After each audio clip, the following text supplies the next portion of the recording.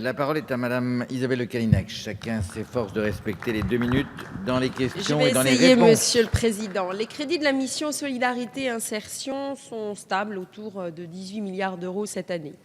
S'agissant du programme 304, dit d'inclusion sociale, il intègre la nouvelle prime d'activité qui se substitue à la prime pour l'emploi et au RSA activité.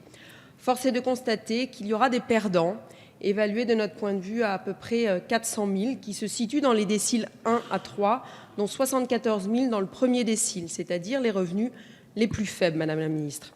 Une partie des jeunes pourrait y perdre, ceux qui touchaient la prime pour l'emploi sans condition. Ils devront désormais avoir un revenu supérieur à 0,78 SMIC pour toucher la prime d'activité. En dessous, ils ne la toucheront pas. S'agissant du programme 157 sur le handicap et la dépendance, nous continuons à estimer que le compte n'y est pas, tant les besoins sur le terrain sont importants. Nous venons de parler notamment des ESAT, et alors même que les conseils départementaux voient leurs dépenses sociales augmenter sans les recettes qui vont avec.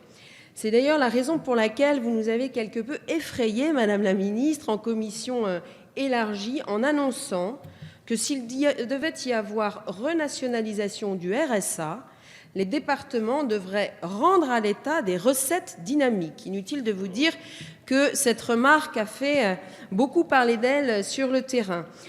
Dois-je, à l'inverse, vous rappeler la demande des conseils départementaux, un calendrier ferme de mesures concrètes dès la loi de finances 2016, et on a beau scruter la loi de finances, on ne voit pas ces mesures concrètes.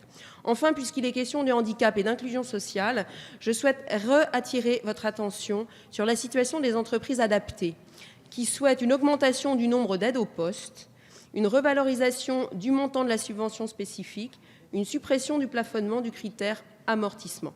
Je compte sur vous pour convaincre votre collègue, la ministre du Travail. Je vous remercie.